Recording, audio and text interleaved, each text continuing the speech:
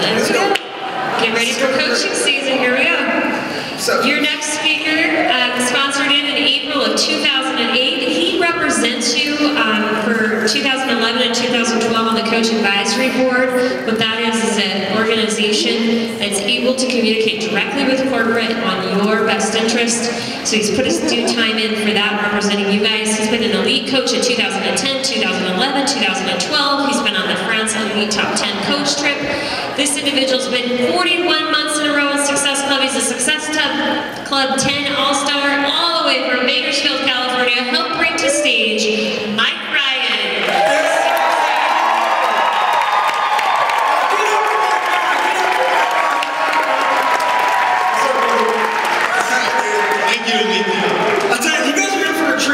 Mike and I have been in this as cross-line friends since day one, right? One of the greatest things that happened to us was the friendship that we have together along with Jimmy Nelson and David Ward and some other cross-line people that we've all kind of grown and learned from. There's nobody that I know that is just more real and has more energy and passion for people and doing this the right way than Mike Ryan does. And so I'm honored to be up here with him, and we're honored to be in front of there's more than 2,000 people in this room, right? That aren't sitting your ass at a pool getting a tan. I love it, So Mike. So you guys have to realize that Tommy and I met each other in Summit 2009, knowing nobody. Right? How many people in your first Summit?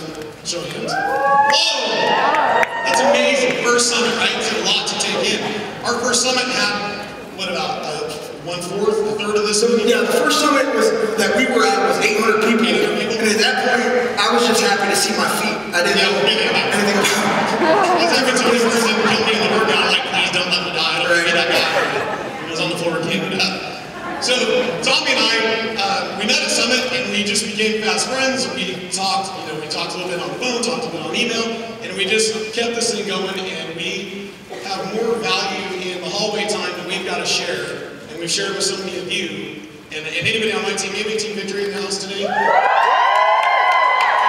guys know the value of hallway time, and I know everybody else does in here too, because we're watching it happen. It takes a long time for some of us to walk the hall, and we want to stop and talk to everybody. But what's so cool is they do these breakout sessions, and you get to hear stories from Tommy that, I've heard, and I know these things, and they changed my business. A conversation he and I had at leadership late one night as we were helping some other coach, I'm like, ooh, there's not a moment. I don't do that in my business. And that one little nugget that I got from Tommy changed my whole business, which means that all the people that are on our team, their lives better too. So the value that you get from Tommy, to me, is just priceless.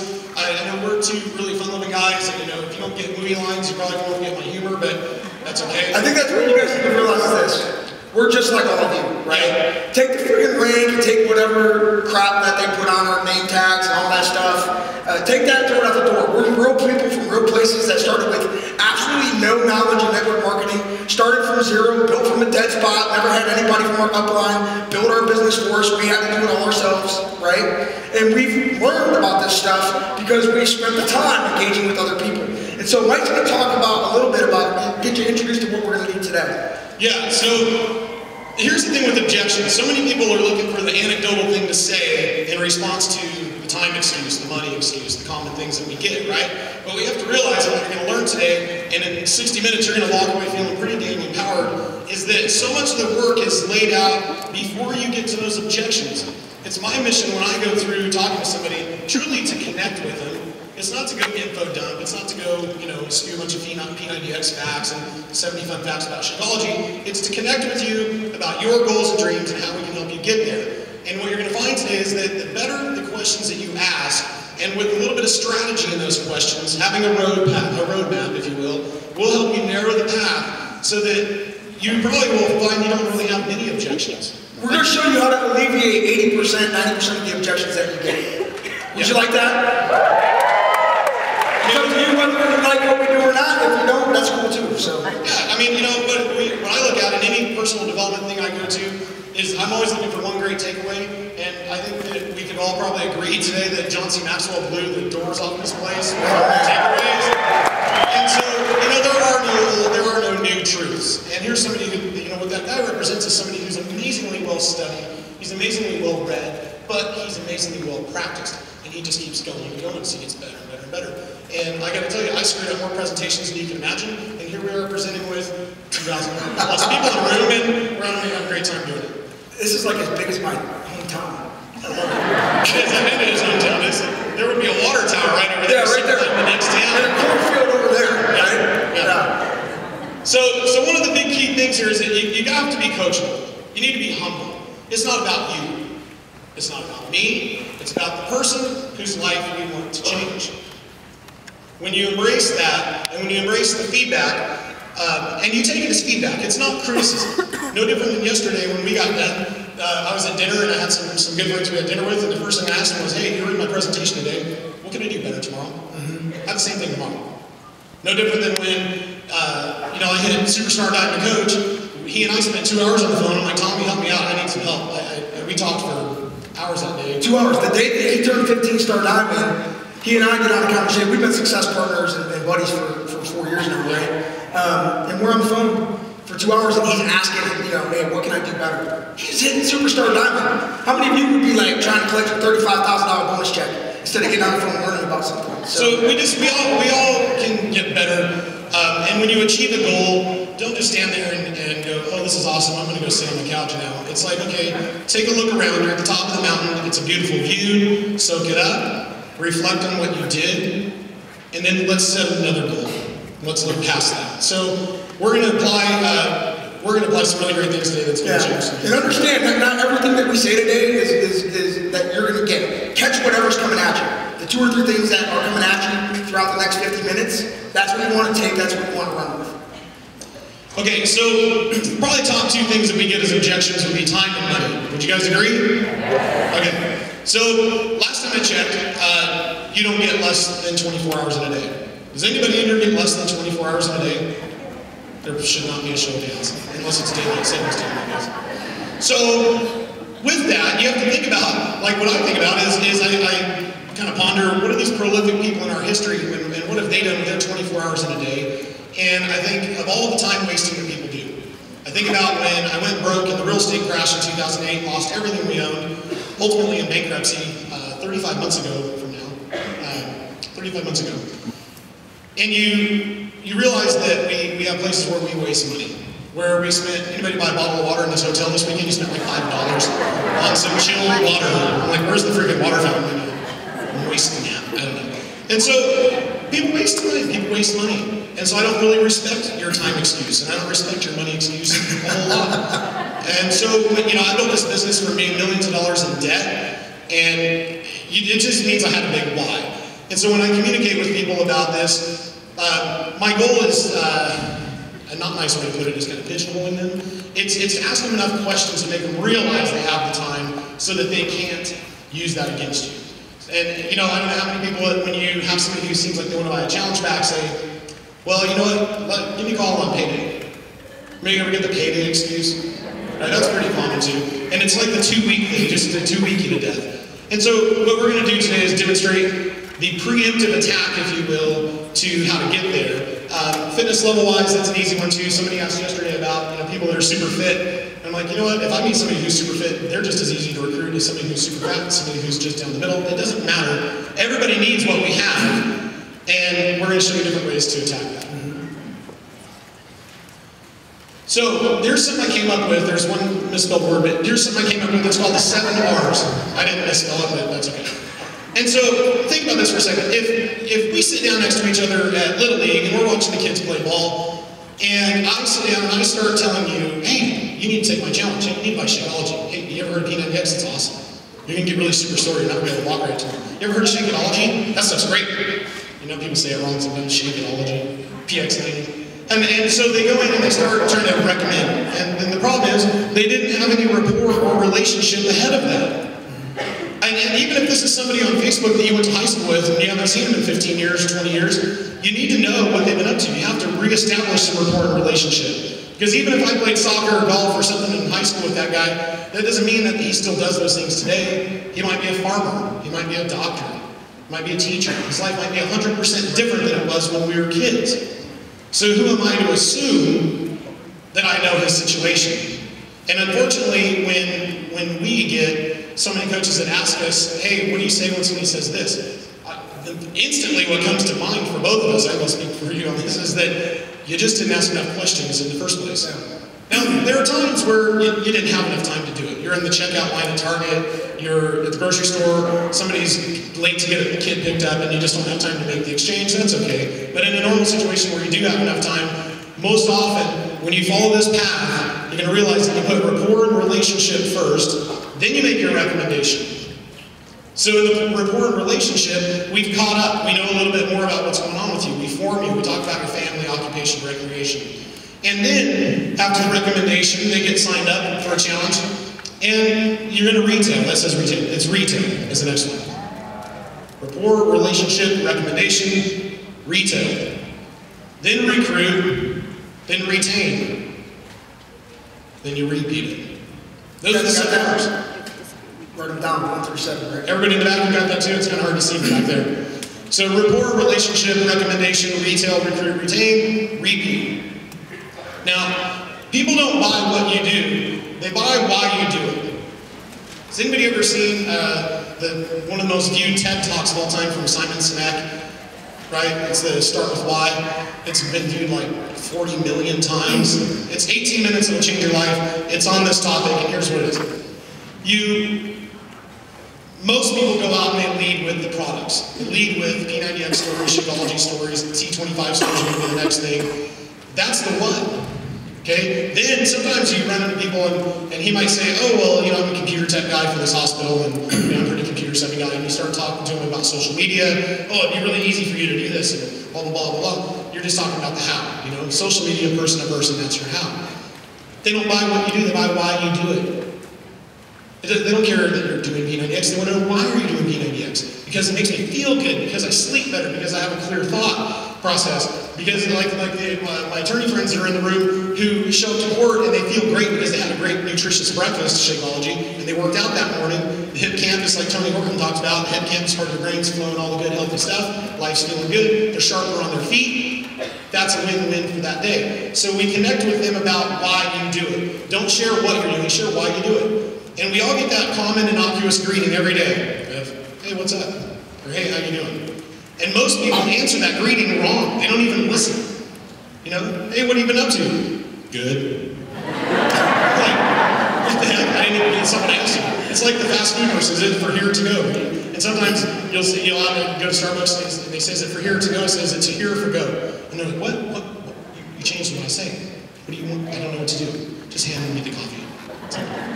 Right? And so what happens is you want to give them a simple, quick drop-in, like a simple hint of here's what I've been up to, right? So Tommy, ask me how I'm doing. What have I been up to?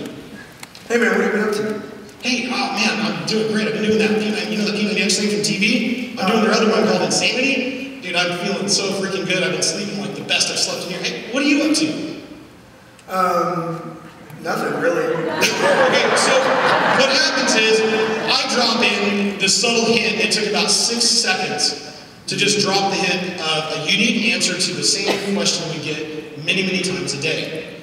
Now, if you want to, and then you make the conversation all about them. That's when you go through forming, which somebody else taught the forming class, so we won't go through that. But you have to lead with why. You have to lead with your heart. And anybody who just heard Tracy Morrow speak, she leads from the heart. You know that because a lot of you aren't going to remember what we said anyway, but you're going to remember how we made you feel. Because we're genuine and we're 100% sincere, and that's what's going to come across. So, more importantly than what you're saying, it's how you're saying it. Be genuine, be confident. And the fastest little tell on this is, and you can test this on your friends while you're here the rest of this weekend, pay somebody a compliment and see if they accept it or not. Okay, so anybody that knows the Wards, Monica and Dave Ward, great friends of ours, we've been all over the world with them. Monica paid me a compliment one time about 1.5 years ago, and I didn't accept it. She said something like, oh, you're looking great, or you look nice, or something like that. I said, oh, no, it's you, you look great, look at you, man, you've been working out like a champ. And she was pissed. I'm like, I felt bad because I offended her. I'm like, that's the last thing I would have wanted to do. And so she schooled me on this, and I owe her a lot for this because it's helped our team a great deal too. And what it was is that I was taking away from her the one thing that she wanted. Something that she saw in me at that moment, she was either inspired by, or she was or she was inspired by, or she aspired to have. Right? So when somebody pays you a compliment and says, man, you look super fit, what have you been doing? Like, oh no, man, I got a lot of work to do. It's, man, I'll get there someday. You literally stole that moment from them, and it looks like the balloon. Just picture the balloon going, fluttering away. And that person was your best contact, your best lead you probably had in the last long time. There was a connection that they saw something in you, and then you go through the rest of the process, like John C. Maxwell talks about, and find that they have the right qualities and those type of things. So, can I say one please do this? So the bait happens with us specifically, right? So when someone brings up a product maybe to you, or you bring up a product to them, the bait for us is we want to lead with what, which is to product vomit on them, to jump all over what the product is. Does that make sense? What we have to do is slow down and get into why it works, or why we use it, or what it's done for us from an emotional standpoint. Does that make sense? So slow yourself down. Anytime you feel yourself wanting to product vomit on people and pull out that, customer whack-a-mole, the product whack-a-mole where they bring up P90X and go whack! And hit them in the head. Just bring it back to why. And then flip it on them and ask a question. Does that make sense? Yeah. Why do you ask? Yeah, and then you're going to get to tell me more about that. We're going to do some role playing and show you what we're talking about. So the big thing is that we're relating to people. Okay, it's just simply being relatable. And when we are, all of us here today should be collectors of stories. So when you help somebody go through your challenge group, your goal is to help them get great results. There's another story to catalog for you. Get their pictures, they make a little transformation video, put it on your blog site. That's your credibility that says, look, I know what I'm doing. Not only did I get great results, look what Janet did, look what Bob did, look what I did for Bill. These guys are awesome, they kick butt, and I'm going to do the same thing for you.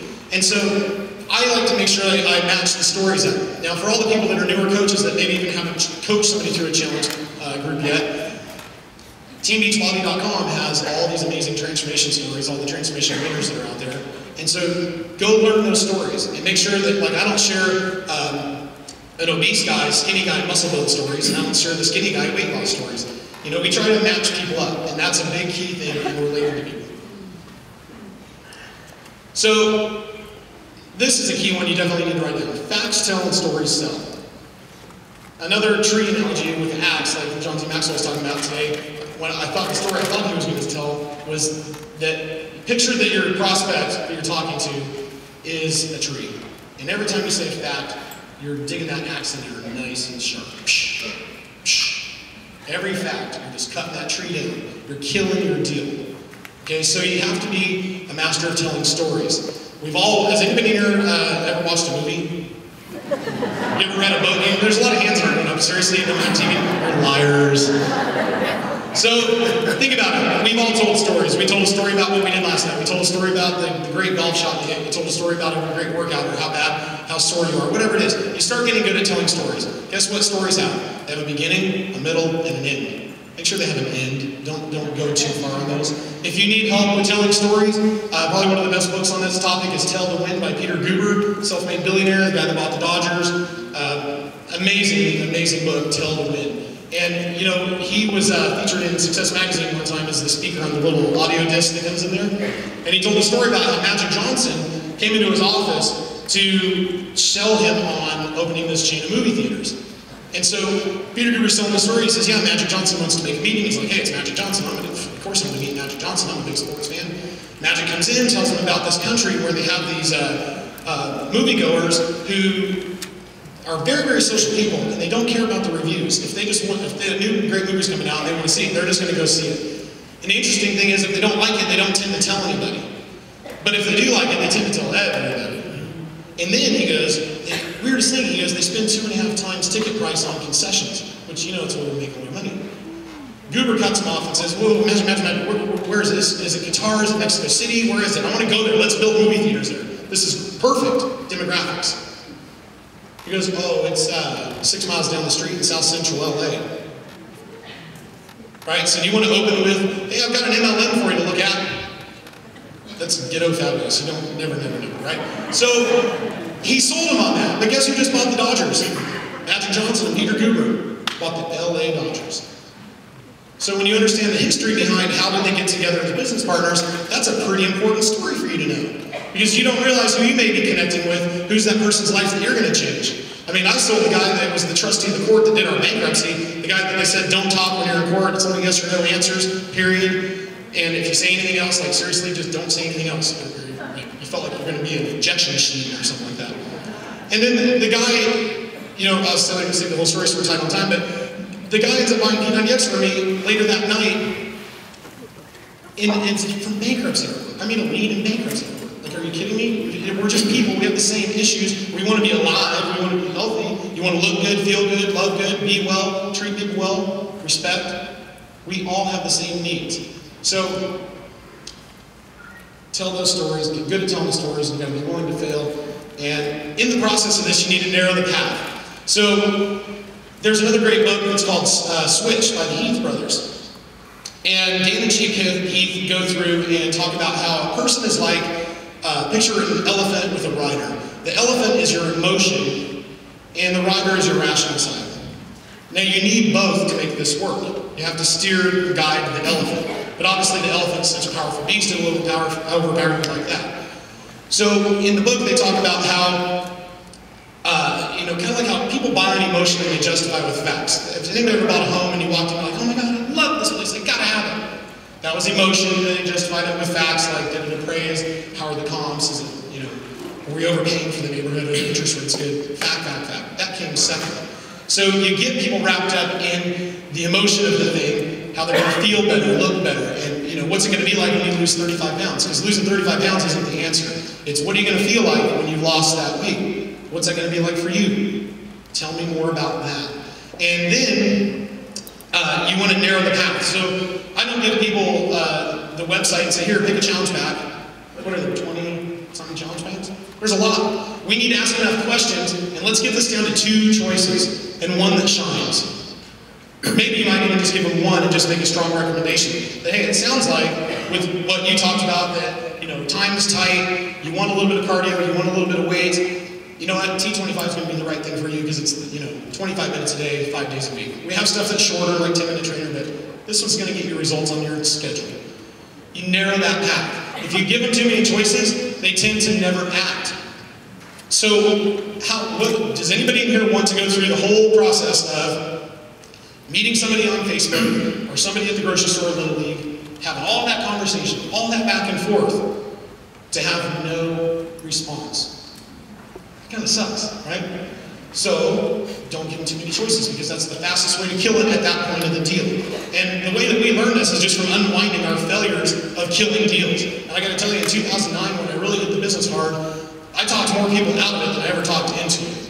I literally, except for my wife, I have nobody to show for prior to October of 2009. Nothing. So, let's make sure that we are narrowing the path, keeping this really simple for them. And one good way to do that, guys, is there's 2 ways that you can do this, what Mike has explained with narrowing the path.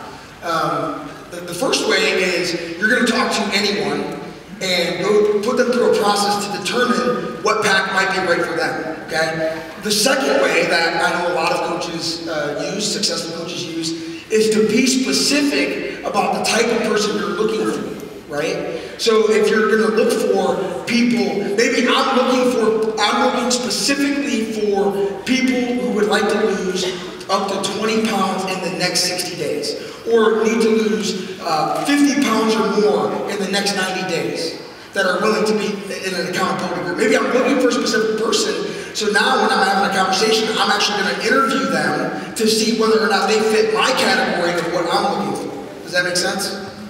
Okay? So, either way, you're being specific and you're narrowing the path of, you're putting them through that funnel. Does that make sense? It's just, absolutely. Okay, so let's talk about, you gotta see where we're at. Obviously, I knew what Mike was saying. So here's the thing. So it's one thing for us to stand up here and tell you, use stories. It's one thing to tell you, okay, ask questions. Very rarely have we ever got up in front of 2,000 of the most amazing coaches that actually have sacrificed time and money to get themselves to Summit to role play and show you exactly how we do it. So what I'm going to do is take this 5-step process. How many of you have heard of the 5-step process? You use the 5-step process. How many of you think it sucks? And be honest, I want honesty, right? And it's typically, and some of you are like, this sucks. Yeah. So the stuff that we had out there with the 5 steps was what we kind of created within our team 2 years ago. That's how the 5 steps came out, right? And within our team, we've been continuously progressing. And so we've been role-playing and getting better with step 2 about how we funnel people through step 2 on fitness, nutrition, and support so that we can evaluate where they're at and then plug them into the right resource. Does that make sense? So the 5-step process, the reason that we do it is, the reason that I use it, and the reason that I recommend that my team learns it and uses it as well is because it duplicates, right? Someone that has no knowledge, at least it gives them an order. How many of you have went out there and all of a sudden you get in a conversation about Beachbody or about insanity or about Shakeology, and you go right into the whole deal about the stuff before you even ask questions. And how well does that work for you? Not very, right? It doesn't. And the reason that I know that is because I spent the first 2 years as a coach screwing deals up because I was so overly enthusiastic about P90X that whenever somebody asked me about it, I gave them a 30-minute dissertation on every disc in the whole friggin' set. Right? Guilty. Right? And then I'd be like, oh my God, dude, it totally kicks your ass. You're gonna love it. There's not a lot of people out there that want to jump in the get your ass kicked bucket. There's not. Okay? Think of it this way. How many? Because I think we have to understand, we're in the Beachbody bubble. We're already drinking the Kool-Aid, right? Okay? We are. The people outside of our Beachbody bubble don't get it, right? So if we try to vomit our enthusiasm on it, they're going to get it even less. I'll give you another example. How many of you know that there's a culture in the community around the Harry Potter movies? How many of you are like, screw that, I don't want nothing to do with it?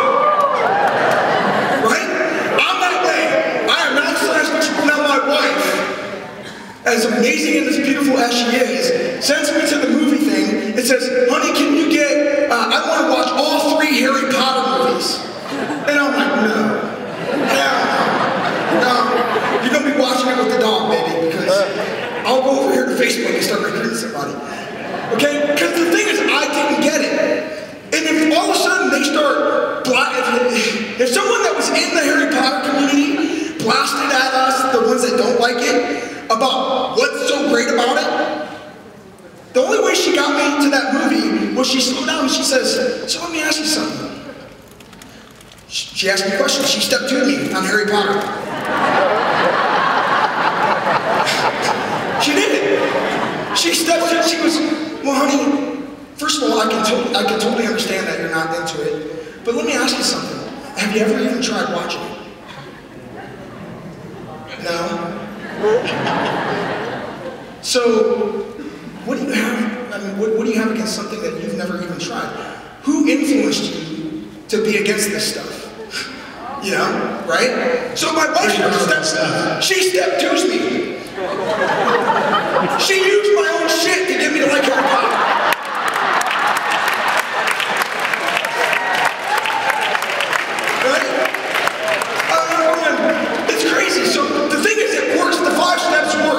So let's go through those 5 steps and then we're going to role play it for you.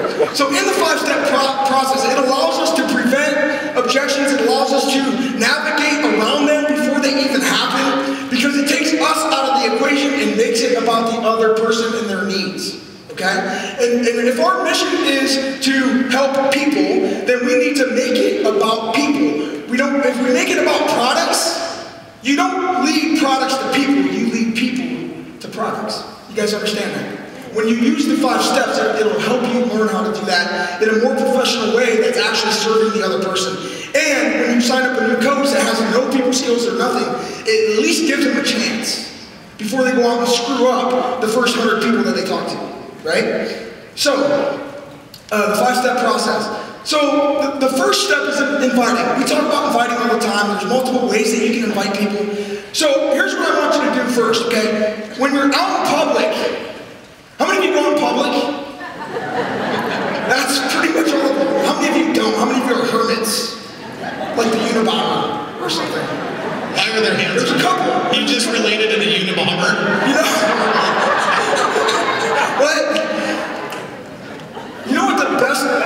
You want to know how I invite people into a conversation?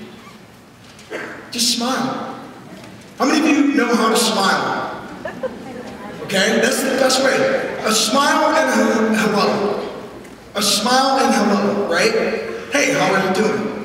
What's going on? Where are you from? And we're going to role play how to do that. And we do that to build a relationship first. So that's the first thing is inviting people to build a relationship. Write that down, because he talked about it. Relationship first, business follows. That's how Danny Johnson talks about it, right? That's where I learned to talk about relationship first, business follows. And she's personally mentored me in this way, which is why I'm a lot better than I was 3 years ago, right? When we're out there in public, one of the reasons that we provoke objections, write that down too. Objections are typically provoked. We can either provoke people or we can disarm them by what we do with them in that initial contact and in the follow-up, okay? So we either can provoke them, okay, or we can disarm them. If we take the right path, we'll disarm them and prevent all those objections. But the first thing is this: the reason you provoke objections is because you try to recruit on the first conversation. Rather than building a relationship with them that in turn follows up into a potential conversation about them becoming a challenger.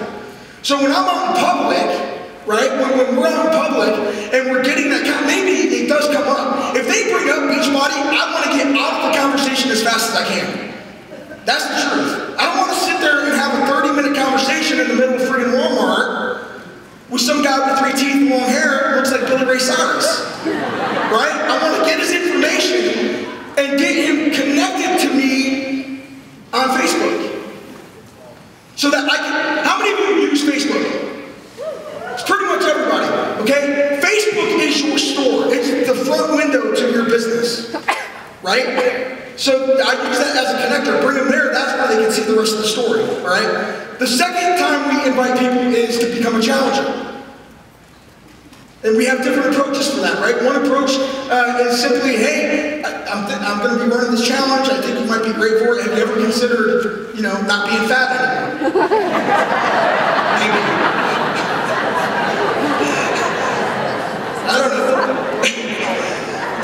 Another way to approach people that disarms them, how many of you would like to disarm the person and actually get a reply, right? Another way is to say, hey, listen, I don't know if this is for you or not. I don't know if this is for you or not, disarms them. Because it gives them an out, it gives them a reason to say no. Actually, I don't think it would be for you, but it might be for somebody that you know, and I was hoping you could help me. Write that down. I was hoping you could help me. Right? When I say I'm hoping you can help me, I'm looking for 10 new people who need to lose at least 20 pounds or more in the next 60 to 90 days. Right? Does that make sense? Referrals. Yeah. So I'm going to approach you, not to recruit you, but to get referrals from you to help. And I was wondering if you might know anybody that would fit that category that I should be talking with. You guys, you got that? Do you see how that works? Do you know how many people, if you send out 10 of those, and you send them all 10 of those people are 20 pounds or more overweight, how many of those 10 do you think will look at that and go, well, wait, that might be me. What is this about? You guys get that? Okay? So that's a way to approach it. And then the third situation is upgrading the coach. I know I got to get going. So step 1, step 2. There we go. Is building rapport, engaging with questions. Okay? That's the second step. So 1 is the invitation. Step 2 is this: slowing down, asking questions to evaluate. Think about a doctor's office. If you went into a doctor's office feeling sick and they came in with a needle and shot you in the arm first thing, that would suck. Right? What do? They come in and the first thing they do is they talk about life. Hey, how you doing? How you feeling today? Let me take your blood pressure. Let me take your temperature. They're collecting information so they can give you an appropriate recommendation. Shouldn't we do the same thing in our business? Shouldn't we slow down, ask some questions, and evaluate to give an appropriate recommendation? When we do that, we're going to avoid objections. If the doctor sticks a needle in your arm, you got all kinds of questions going on in your mind. Like, what the hell is this guy doing? Okay? So you can avoid that. Step 3 is connecting to a resource. I want you to write this down. The person asking questions wins. The person explaining loses. So whenever you find yourself explaining, you have 2 choices. And only 2 choices. Okay? If you're explaining, you need to either ask a question, shut up, and listen. Or if you can't get yourself to do that, then you need to get out of the conversation and connect them to a resource that explains it for you. Let the resource be. What is a resource? Who's got an example of a resource you can connect to? Well, Danny Johnson's one. How about a video? I'm talking Beachbody resources. The 100 Doctors Don't Lie. The book from the thing. Your website is a resource. A webinar is a resourse. A third party, maybe someone with a story, right, is a resource. Connect them to a story. The story is the resource. I use the videos from the online library all the time. In fact, we took them out of the back office and created one YouTube page with like the top 10 videos for challenges, Shakeology, and coaching. So that our whole team can just go to that YouTube and pull them off and send them on Facebook, right? So we just simplified it. Boom, here it is. Okay, done.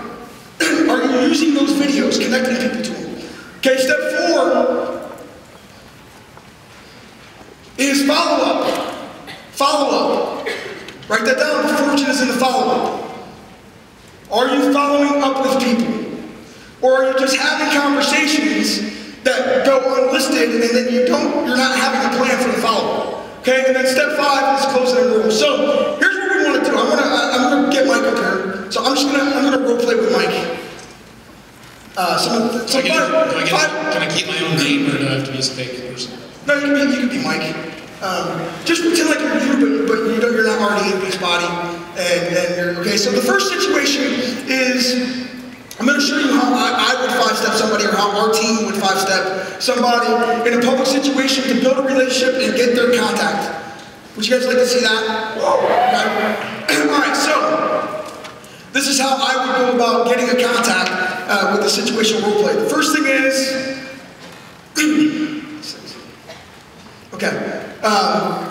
is relationship first. So I'm building a relationship with Mike. Let's say that Mike and I, because it's summertime, how many of you guys go to cookouts and play cornhole? Anybody in here play cornhole? Is that just Ohio? How many people from Ohio in here? The rest of us call it barbecuing. Yeah, it's barbecuing. Okay. Cookout. So let's say that Mike, come here. Let's just say we're at a cookout, and we're hanging out, and this is the table, and you're a fat guy, so you're getting the cheeseburgers, and I'm over here, I'm getting the salads. Yeah, so it's just, hey man, how you doing? Oh, great. Good. Hey, I'm Tom. What's your name? My name's Mike. Cool. Are you from around here? Yeah, I just live in the next water tower. You know where the next water tower is? On the other side. On the other side? Oh, really? In Clyde? Yeah, Clyde. Oh wow, that's like a bad word to me. I'm sorry. No, that's cool. So what brings you to this cookout? Oh, my friends were here and they just invited me to come. So cool. Who's your friends? Bob and Bill. Oh, how do you know them? So all these bad movie links just flew through my head. I just tell myself. Church. Oh, church. I know them from soccer. Okay. Yeah, kids in a soccer club. Yeah. Here's time out. One thing I'm doing. Eye contact. I'm smiling. I'm nodding. And I'm shutting the hell up and I'm listening. Okay? Shut your freaking pie hole. And if I can do it, you can. Do you hear my voice? Do you think I like to talk?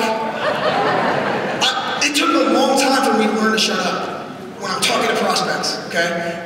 Right? And there's something to this, because you guys realize how many top coaches came from Ohio? Like Josh Spencer, Lino, Josh. Balls. Yeah, let's be Chris Balls. We call him Balls. Sorry, Chris. With the Z. Terry Carr's from Ohio. Terry Carr's from Ohio. So they got something going on in Ohio. I don't know. Yeah. Check it out. Ready? Go. Yeah, because we have cookouts and we're friendly and we smile at each other. Maybe California, we're all famous or whatever. No, my wife is from West Palm, And I was like a fish out of water down there, man. It's beautiful, but I was like, everybody's like driving a Lexus on a Miller Lite budget, you know? But hey, man, I'll just tell the truth. You can judge me if you want. I don't care. So anyway, no, that's cool. So what do you do in Clyde? Oh, I work down at the factory over there. Okay, cool. What factory? Yeah, the steel one. The steel one.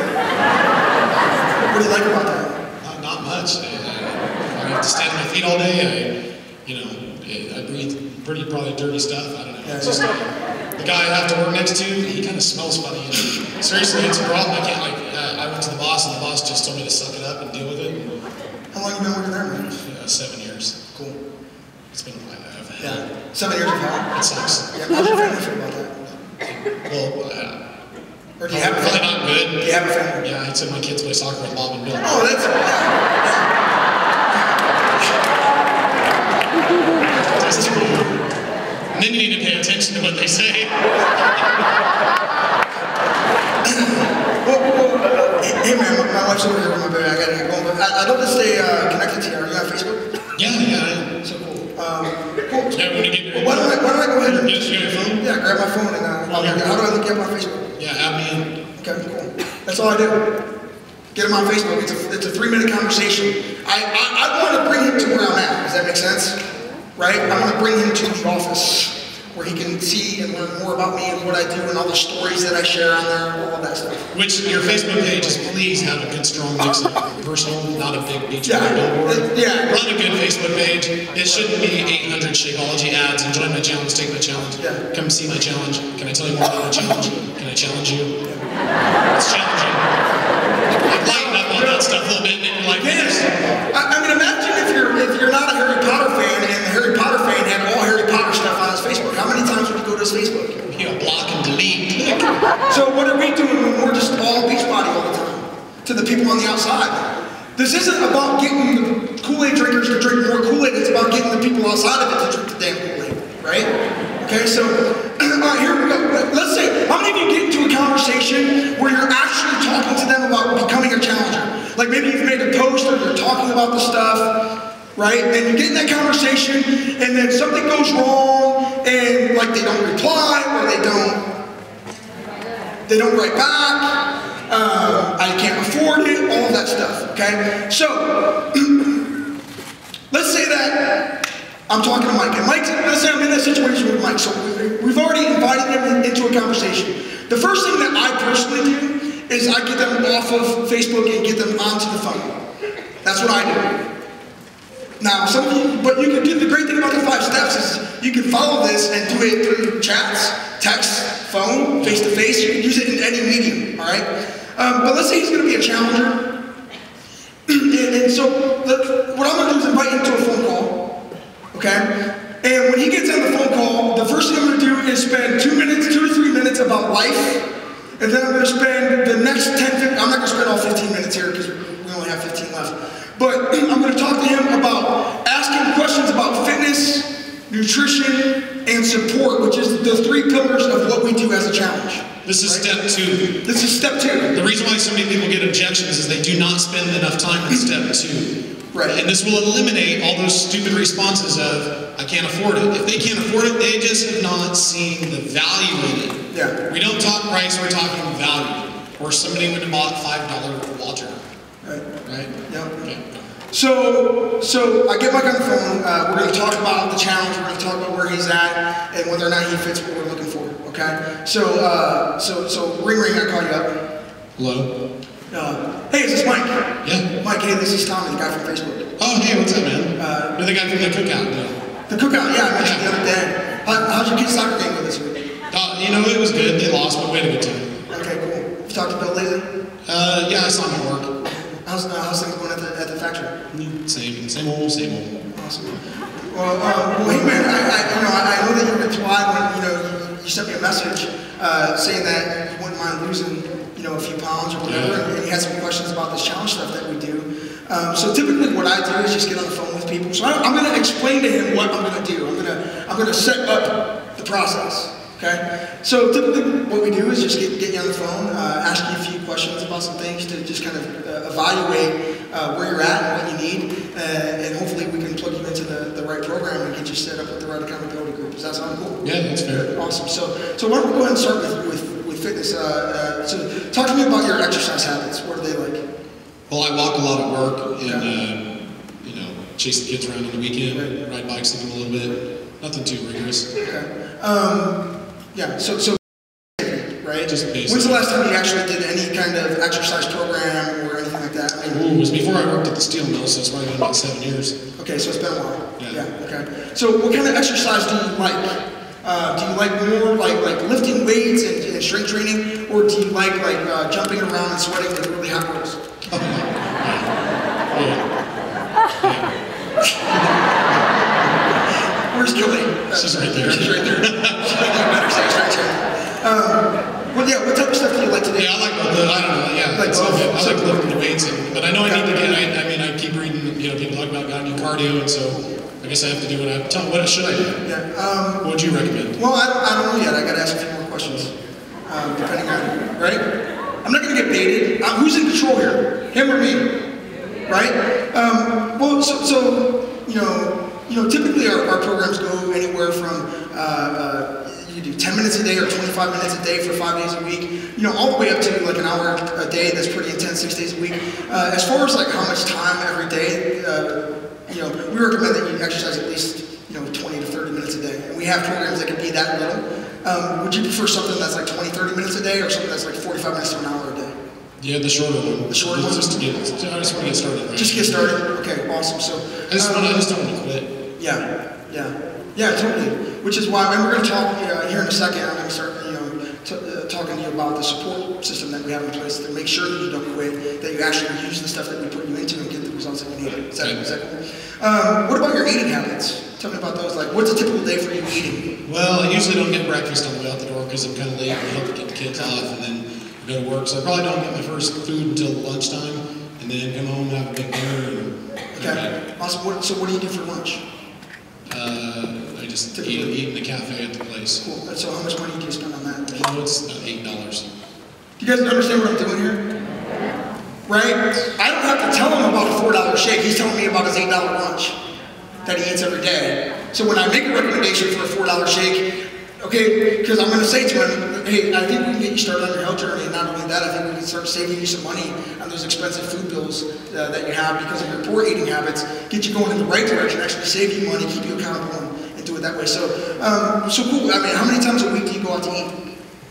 Well, on the weekends, at least once, probably maybe twice. Once or twice a week? Yeah, we'll take the kids to pizza after soccer, and sometimes the wife and I'll go to dinner. Oh, wow, I bet that's kind of expensive for the whole family. Yeah, it's shocking. We don't let the kids get drinks anymore, and we have to share a meal.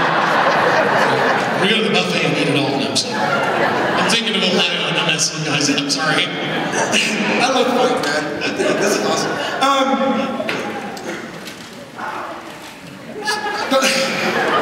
Sorry.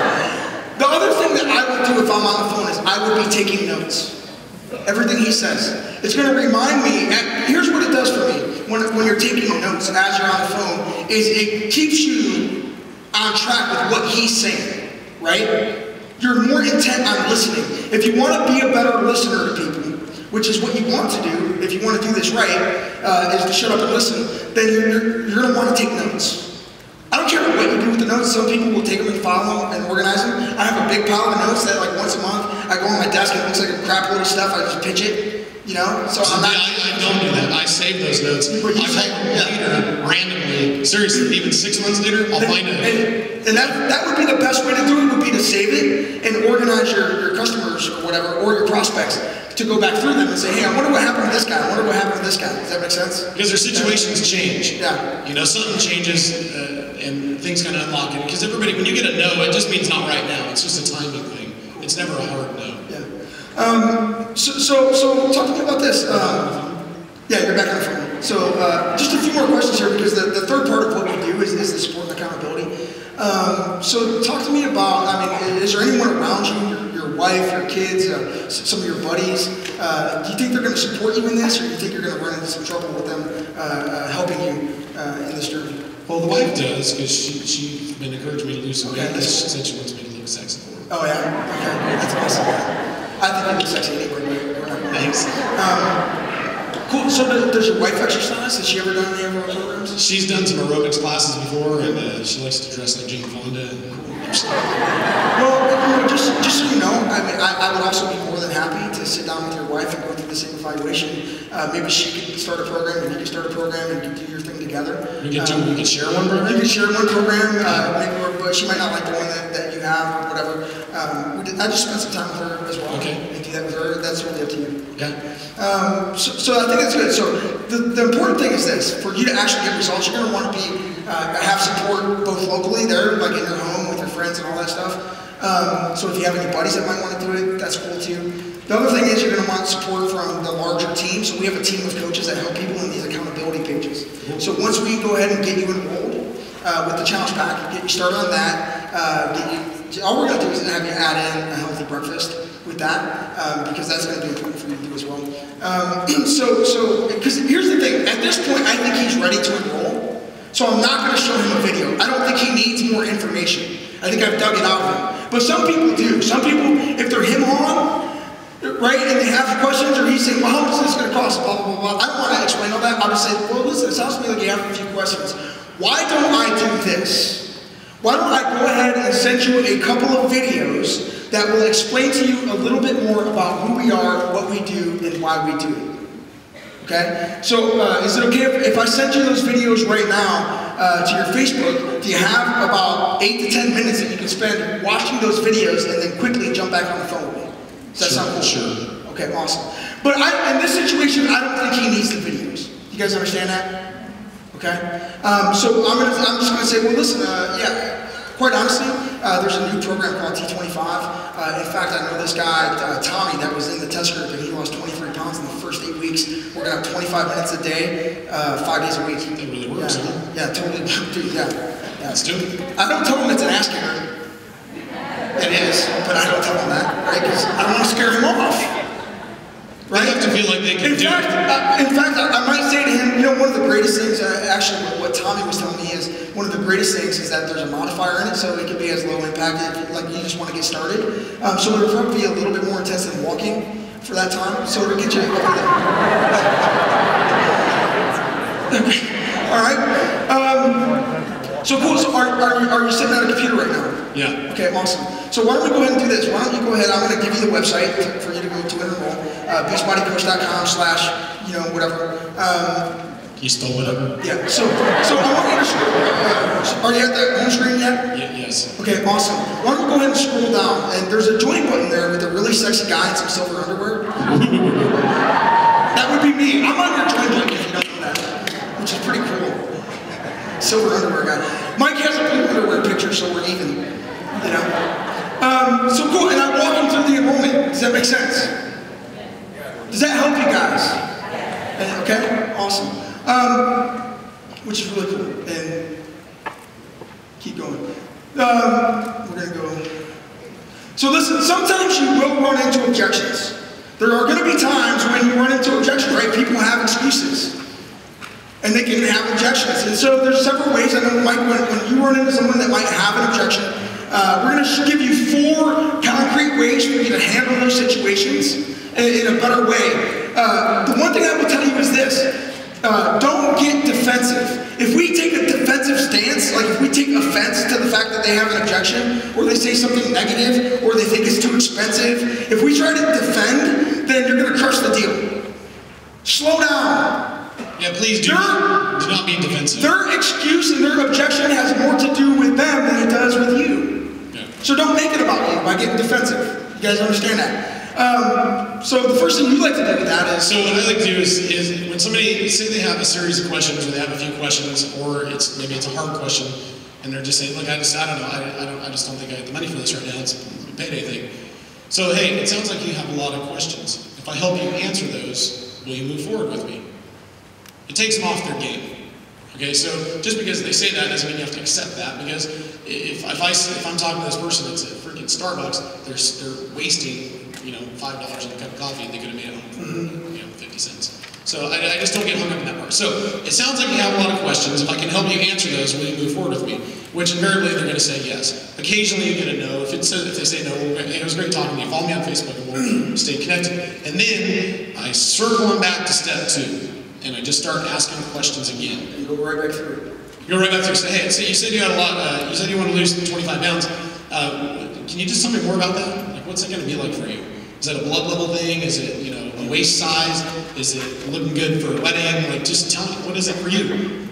And then shut up and hold a breath and let him talk. And let him talk. Yeah. So, digging out the specific questions. Another way that I state that is simply to say, hey, listen, it kind of seems like you're hesitant about this. So, let me just ask you a question. What's holding you back? I don't want to assume what's holding you back, right? By asking them what's holding you back, it allows them, but be open to whatever they're saying. It's the same thing as saying, what questions, specific questions do you have? I use that too. Yeah. What's holding you back on this thing? That's really going to save us a lot of time. You get objections from your coaches, right? And their objection is when they blink and they go inactive, or when they say they're going to get their ass to diamond and they're still a coach. That's an objection. They're not verbally telling you, they're showing you through their actions that they have an objection. So when you get them on the phone, you say, listen, it seems to me like you're hesitant on this. Let me just ask you a question. What's holding you back on this thing? Right? Because you don't know what's making them move back. All right? That's one way. That's key. Write that down. What's holding you back? What's holding you back on this? You don't want to assume what their objection is. Some of you run into the money objection because you have a money objection yourself. Yeah. They're making it about you. They need to know that you believe in you. Yep. So if you don't believe in you and you don't show your confidence, that posturing, and when I said that I learned something from him at leadership late one night when we were training some coach, it was posture. It wasn't what I was saying. We were saying the exact same things 3,000 miles apart. It was how I said those things. It was the delivery. So have some background, have some confidence in what you're doing. You've already got all the facts. You've already got the stories. You've got the resources. You've got the greatest products we've ever seen. That's all great. Just show that you believe in it, because that'll make all the difference in the world. Again, they won't really remember most of what you said. They're going to remember how you made them feel. So when that person goes home and explains to the spouse what they want to do, they're going to get questions and they couldn't possibly re-explain it. Look, I don't know. All I know is that Tommy's telling me about this thing and it sounds like a really good thing. I just think we should talk to him. I don't know. So write that down. I don't know. All I know is.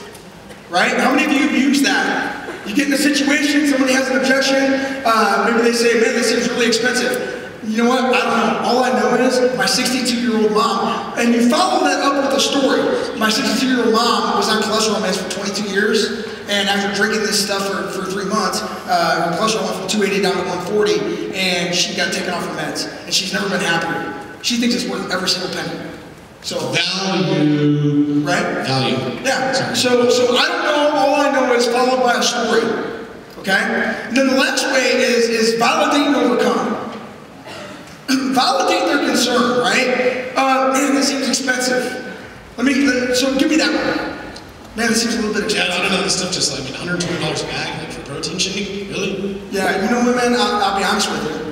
In fact, when they first came out with this stuff, I was a complete skeptic. I looked at that price tag and I was like, there ain't no way in hell I'm spending $4 a day on a shake, right? Yeah. The truth was, it was after about 6 months of me watching my customers lose weight faster.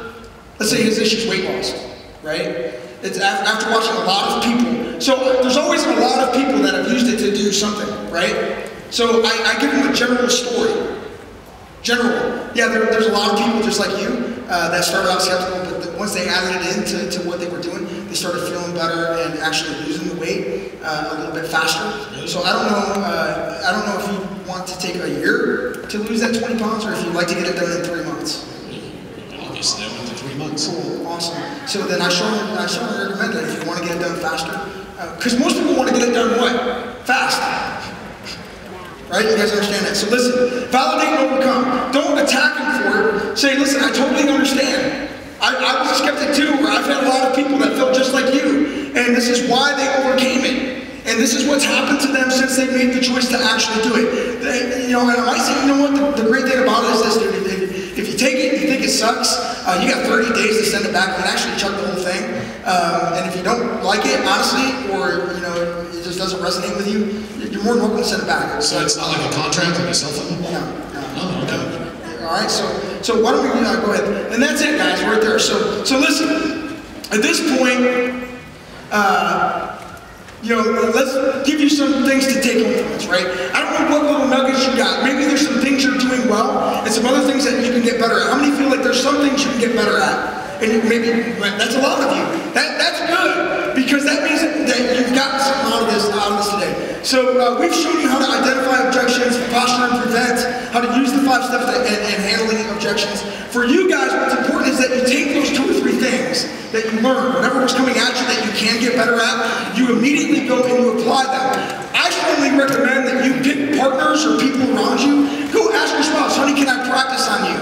Can I walk you through the 5 steps, right? Can I verbally take you through it? Maybe you're sitting out there, at lunch or whatever, on the plane next to the guy that you flew here with, and you ask him, hey, instead of wasting time, role play and practice with each other. How many of you can do that? How many of you know that if you go home and you practice this with somebody, that you will get better at it, right? I promise you, if you do that, you're going to have a lot more success. So, guys, it's been an honor. We appreciate you staying. Thank you very much.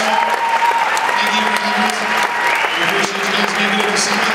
Hope you guys have a great rest of your time. See you guys tomorrow. Awesome, man.